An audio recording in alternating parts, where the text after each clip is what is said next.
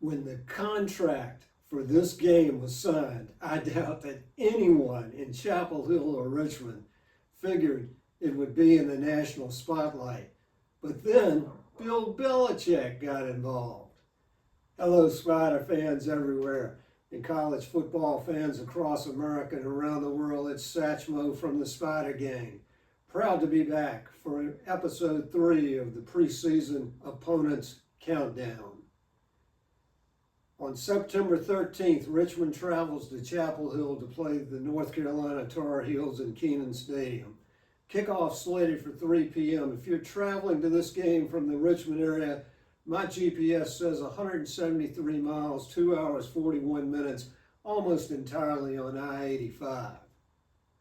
This paycheck game for Richmond turned into a giant national media event in December when the Tar Heels signed Bill Belichick, arguably the best coach in NFL history, to a 5-year contract at $10 million per year plus bonuses.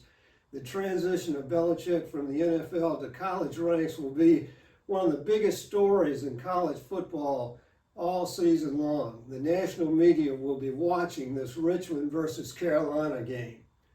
Belichick was hired for 2 primary reasons: to pump some life and hope back into a program that has threatened several times but has not won an ACC football championship since 1980. So far, he's delivered. I read recently that every allotted football ticket for the entire Carolina home schedule has been sold. Carolina football was instantly inserted into the national media by Belichick's statute. To steal a phrase from James Taylor, it's been Carolina on the mind of lots of potential football players. The team Belichick takes over has a decent foundation, but was a very inconsistent 6-6 under the departed Mac Brown last season. Believe it or not, in a 70-50 loss to former UR rival JMU, the Tar Heels surrendered 53 halftime points.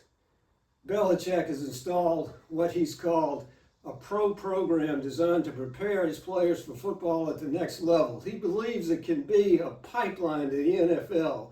Apparently, it has attracted the attention of a number of highly rated high school recruits, over a dozen transfers from the portal, and the retention of Carolina players who had opted into the portal. In all, there will be 70 new players on the Carolina roster.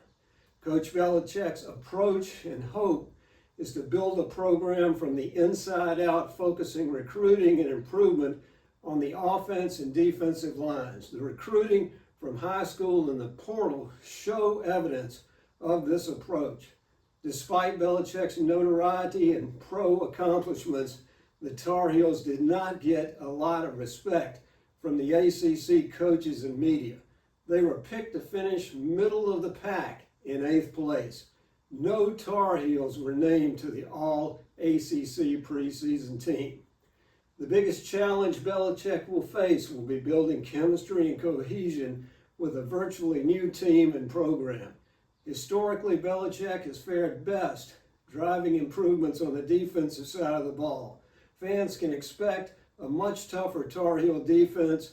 He'll also need to bolster the offensive line, where only 1 starter returns. The Tar Heels will be hoping to build consistency, often missing in the Brown era. Spider fans, by now, you may be wondering why I'm wearing this Carolina t-shirt. Don't be alarmed. It was a gift from a family member received well before this contract was signed and Bill Belichick arrived. Ha! I can assure you I'll be back in Spider gear next episode. Finally, I realize a Richmond win over North Carolina would probably be the regular season football equivalent of those UR basketball giant killers win over Syracuse in the NCAA tournament. It would be a shocking upset, but it's happened before. Old-timers like me will remember the last time North Carolina played Richmond in football.